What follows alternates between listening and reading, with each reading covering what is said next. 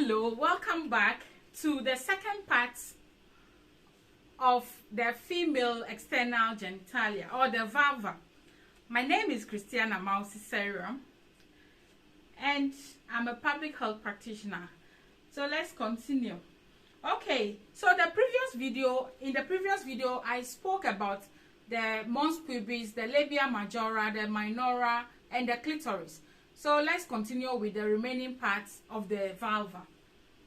Okay, so the urethral opening. So this is the urethral opening. Okay, so or the pee hole where the urine comes from. Do you know that some women think they actually pee through the vagina? That is not true.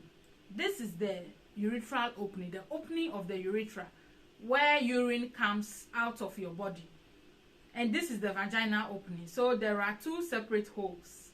Okay, so let's focus on the urethral opening for now. So women actually pee through the urethra. So the urethra is about 4 centimeters. From here, from the outside to the bladder, the urethra is about 4 centimeters in women and about 20 centimeters in men. And this explains why women are at a higher risk of getting urinary tract infection, and they are also at a higher risk of getting frequent, UTI or urinary tract infections, because the urethra is short. So if there is a bacteria here, it's easy for the bacteria to multiply and then enter the urethra into the body and then cause an infection. But for men, because the urethra is long, up to about 20 centimeters, by the time the bacteria will, get settled, multiply and cause infection, the man would have urinated several times to flush the bacteria out. That is why it's important to, have a good personal hygiene, and that is a whole topic on its own. Okay, so you see the entrance of the opening of the urethra, or where you pee out of, located just below the clitoris. Just below the clitoris. So the urethra is the tube inside your body, and it is short, as I said. Yeah, so this is just the opening of the urethra, that tube that you can see on the vulva. The tube itself is inside your body. Another hole or opening at the vulva is the vaginal opening, which is the largest one. So this is the vaginal opening here. Okay, so that is the opening or the hole right below the pee hole. You see, so this is the urethral opening and this is the vaginal opening. And this is where menstrual blood leaves your body. This is where babies are born. So babies are born through the vaginal opening. And a variety of things can go inside the vagina, like the penis, menstrual cups. Yeah, if you are contemplating on using menstrual cups, yes, menstrual cups can go into the vagina. Then some ladies also use tampons, which are inserted through the vagina opening into the vagina. So the vagina itself is inside. You just see the opening. And we'll talk about the vagina more when I get to the internal genitalia. Okay.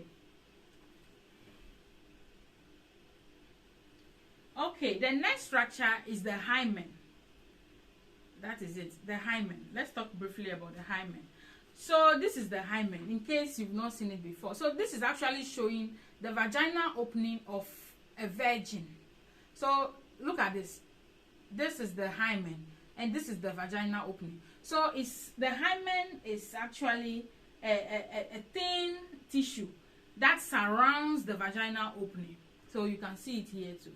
This is the hymen, and this is the vaginal opening.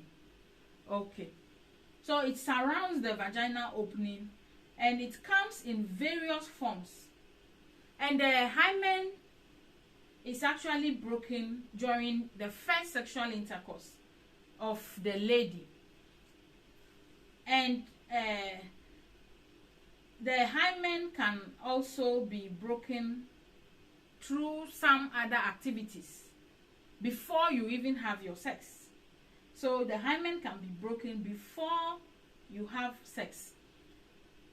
Common example of activities that can cause your hymen to break include exercises, rigorous exercises such as cycling, riding bicycle, horse riding, gymnastics, all those rigorous activities can cause your hymen to break before your first sexual intercourse.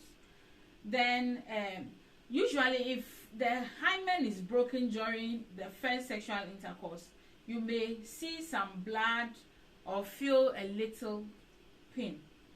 And in very rare cases, the hymen covers the entire opening of the vagina, and that is known as imperforate vagina. It means there is no opening, so the hymen extends to cover all this place.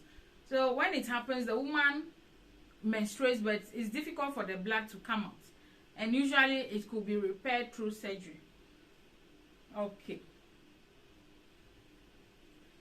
so the next one structure of the vulva is called the Bartholin's gland. The Bartholin's gland, which is also known as greater vestibular gland, they are located near the opening of the vagina. This is the opening of the vagina. Yeah, so these are the Bartholin glands. They are actually invisible. You can't see them. So the gland is here, and then it opens into that side. So what it does is that they release some mucus-like fluid which lubricates your vagina, or which makes you wet whenever you are turned on. So this is the gland. These are the glands, the two glands that produce that fluid that makes the woman wet. Okay, let's move on to the next one, which is the skin's gland. So this is the skin's gland. You can see it here, but this picture shows it better. So this is the skin gland. It's located on either sides of the urethral opening. So this is where you pee from. On both sides of that hole, we have the skin's gland. And the skin's gland is also known as the lesser vestibular gland. And it's also known as, it's similar to the prostate in men. So, and there are two parts, there are two of the skin glands, as you can see, one here, one there. And they release some fluid during female ejaculation. They release some fluid during female ejaculation, which is known as the squirting. And they are also believed to produce some lubricants or some sort of, fluid substance which acts as antibacterial to protect the urethra where you urinate from, and also lubricates the urethra. Okay, so let's move on to the next one, the vestibule. Okay, this is just referring to the oval area.